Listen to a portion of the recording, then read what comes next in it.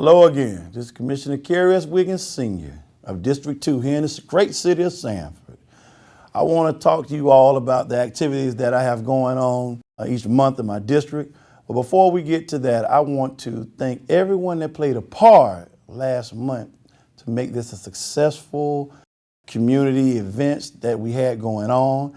I want to thank, as always, the greatest staff on the planet, as they always come out and are very informative with all the information during my community meetings and all the events that I have.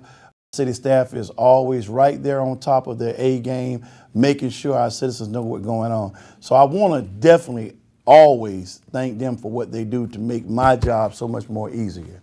Now, with that also being said, I want to thank the different people that came out to my community meeting to help make it a success. We had the VA Medical Center. We had Ms. Dunn with the CEO of True Health. We had representatives from Seminole State College, where we're now in a situation where at the Dr. Velma H. Williams Westside Community Center, we'll be having classes there. And we'll have free classes where that first class is already full, and we'll be starting another class in February to be able to help our citizens where they're able to take up trades. If you need any information on that, you're able to contact me so that I can get you and to talk to the right people at Seminole State College, but that surely was a blessing. We also had the Seminole County there where they're able to assist our citizens with their needs as far as rent, mortgage, utility bills.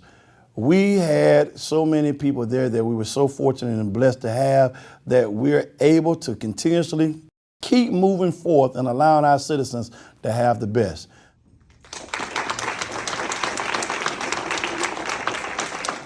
Now, I also want to give a shout out to our commissioner, our mayor, commissioners on the simple fact of we were able to bless Gabe Davis with a key to the city.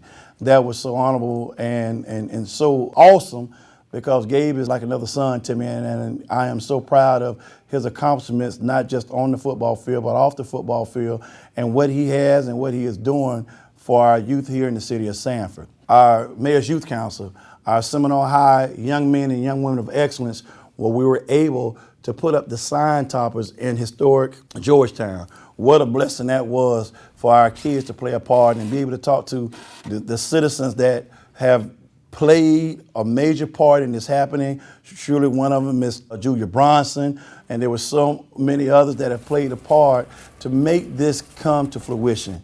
The guys and the young girls, an opportunity to talk to them and be able to get an understanding and talk about some of the history of Georgetown itself.